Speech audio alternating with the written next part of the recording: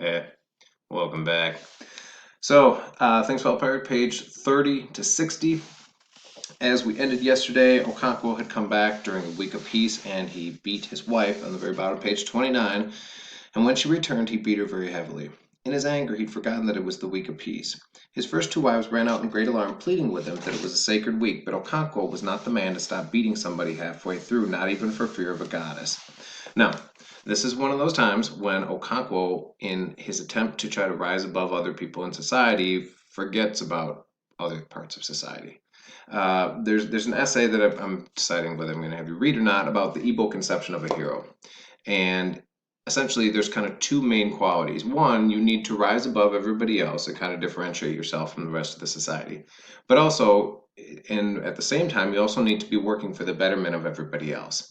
Now, this is a tricky balance to strike because when you're trying to help other people, it makes it harder for you yourself to stand out. And when you're trying to make yourself stand out, it makes it harder to look out for other people, right? And oftentimes, Okonkwo kind of leans into the looking out for himself more than others, right? Because he is so focused on himself and trying to avoid being like his father.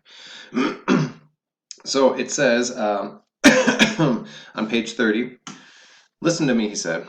And this is someone who's kind of chastising Okonkwo for breaking the week of peace. You are not a stranger in Umofia. You know as well as I do that our forefathers ordained that before we plant any crops in the earth, we should observe a week in which man does not say a harsh word to his neighbor. We live in peace with our fellows to honor the great goddess of the earth, whose blessings our crops will not grow. You have committed a great evil. The evil you have done can ruin the whole clan. Okay. His tone had changed from anger to command. You will bring to the shrine of Ani tomorrow one she-goat, one hen, one length of cloth, and 100 cowries. He rose and left the hut. Now, Okonkwo knows what he did is wrong, right? And he feels bad on the inside, but this is one of those times where Okonkwo is unable to say the things that he's thinking. We talked about how, in the beginning, I talked about how the art of conversation and being able to talk and express yourself was a very prized skill among the Igbo people, and this is one of Okonkwo's downfalls. On page 31, inwardly he was repentant, but he was not the man to go about telling his neighbors that he was in error, and so people said he had no respect for the gods of the clan. His enemies said his good fortune had gone to his head. Now, going on a little bit, under 32, 33. Now, we go back to Okonkwo working with Namoya and Ikamafuna too, and teaching them to cut yams, right? Now, in his mind, Okonkwo knows that these boys are too young to know how to do this properly without instruction. But he always found fault with their efforts, and he said so much with much threatening. Do you think you're cutting up yams for cooking? He asked Noya. If you split another yam of this size, I'll break your jaw. You think you're still a child? I began my own farm at your age, and you do not grow yams where you come from? Inwardly, Okonkwo knew that the boys were still too young to fully understand the difficult art of preparing seed yams, but he thought that one could not begin too early. He would stamp out disquieting signs of laziness which he already thought he saw in his son Nawoya. Now, if Okonkwo could talk to Nawoya, right, and talk to him about his father and how that made him feel and how he had to take care of his mother and his father because they were so much in debt and all the stuff he's had to go through, and it's possible that you have had, parents or guardians tell you stories about how hard they worked to get you in a certain situation or to have a certain opportunity that maybe they didn't. If Okonkwo could talk to him about this and talk him through it, I think that Nawoya would understand, right? But since he can't, and what he does instead of talking is he says, I'll break your head, that leads to not a great relationship between father and son, right? And Okonkwo's inability to communicate because he views that as a sign of weakness because that's one of his father's strengths is really the downfall between him and his son, right? And if he could talk like Ikamafuna, then I think things would be a lot better off between the two of them. Going on, and we get a little of that on 34, 35. Ikamafuna is excellent at talking, and he had lots and lots of folk tales. Ikamafuna had began to feel like a member of Okonkwo's family. He still thought about his mother and his 3-year-old sister, but he had moments of sadness and depression. But he and Nawoya had become so deeply attached to one another that such moments became less frequent and less poignant. Ikamafuna had an endless stock of folk tales. Now, the only stories that Okonkwo really lets Nawoya listen to are stories of bloodshed and about acquiring your first human skull. Uh, his mom tells better stories, more positive ones. Ikamafuna does too. But really, the only thing that Okonkwo wants his son focusing on is being masculine, and in Okonkwo's mind, that means being violent, right, and strong. Going on, on 36-37, the Feast of the New Yam was approaching, and Eumofi was in a festival mood. This would be prime time for Unoka, right? This would be exactly when he's at his happiest, and he gets to drink a lot of palm wine and jam on his flute. But Okonkwo gets really uncomfortable during these times because he associates relaxation with laziness and laziness with his father, or happiness and partying with laziness and that with his father, right? And so rather than being happy and celebratory during these times of celebration, he gets really angry and kind of takes it all in, right? And I don't know if you know any people like this, so when they get really angry, they get really quiet, right? And it's just everything kind of sucks down in. But somehow Okonkwo could never become enthusiastic over feasts as most people. He was a good eater, and he could drink one or two fairly big gourds of palm wine, but he was always uncomfortable sitting around for days waiting for the feast or getting over it. He would be very much happier working on his farm. So, while everyone else is having fun, and everyone else is really excited because this is a great time of year on page 38, Ikamafuna was equally excited. The New Yam Festival seemed to him to be a much bigger event here than in his own village, a place which was already becoming remote and vague in his imagination. Then the storm burst. Now, this is a scene where one of Okonkwo's biggest fear is being thought to be weak uh, and not masculine, right? And we get a little hint here that his wife is insinuating something to that effect. So he's just angrily walking around because he doesn't know what to do. And then the storm burst. Okonkwo, who had been walking about aimlessly in his compound in suppressed anger, suddenly found an outlet. Who killed this banana tree? As a matter of fact, the tree was very much alive. Okonkwo's second wife had merely cut a few leaves off of it to wrap some food, and she said so. Without further argument, Okonkwo gave her a sound beating and left her and her only daughter weeping. Now, so she had taken a couple leaves off the banana plant to wrap the food up and to cook, right? So Okonkwo rages at her and beats her. His anger thus satisfied, Okonkwo decided to go hunting. He had a rusty old gun made by a clever blacksmith who had come to live in Umofia long ago.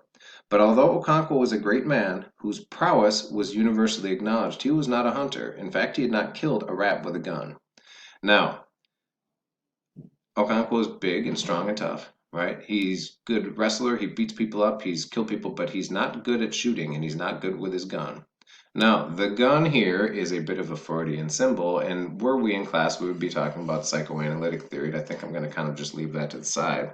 But pay attention to what happens here. So he's never been a hunter, and he's never killed anything with his gun, and his gun is old and rusty.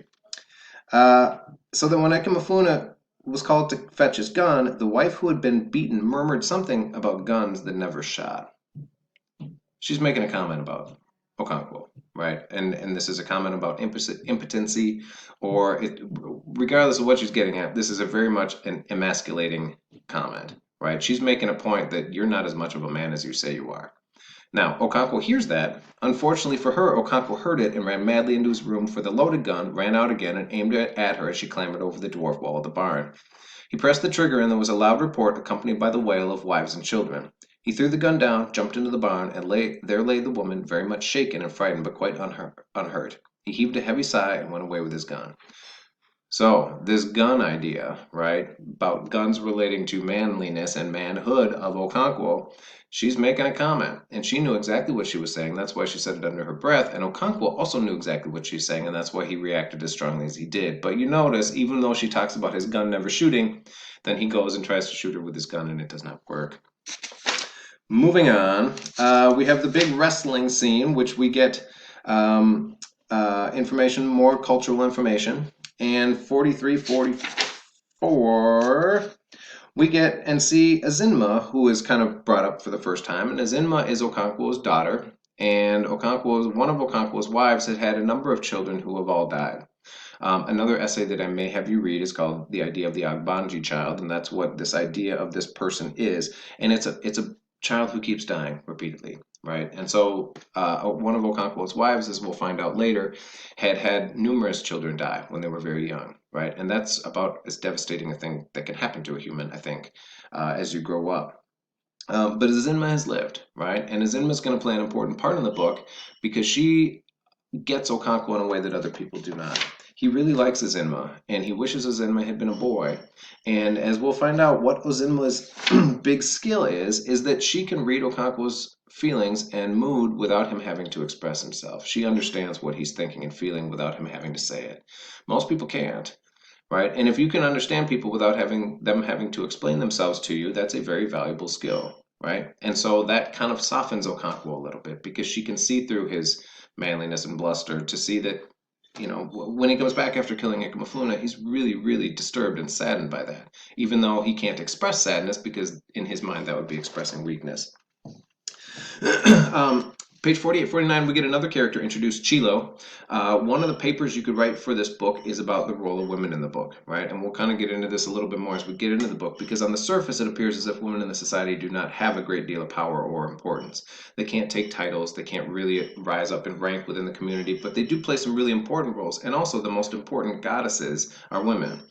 Notably Chilo. The woman with them was called Chilo, and this is on top 49. She was the priestess of Agbala, the oracle of the hills and caves. In ordinary life, Chilo was a widow with 2 children.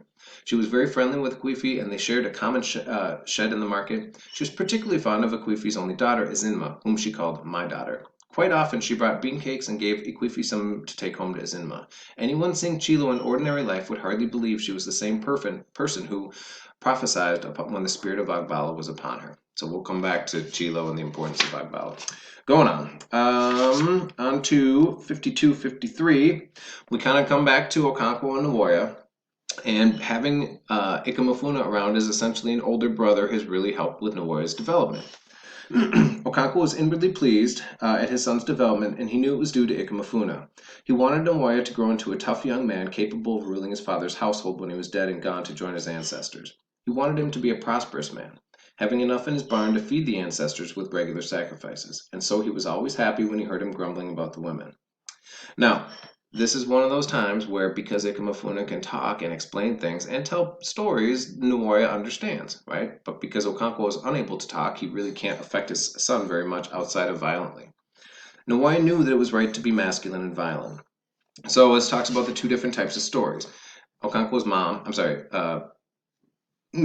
Okonkwo's wife, and Ikamafuna both have lots of positive, more culturally positive stories.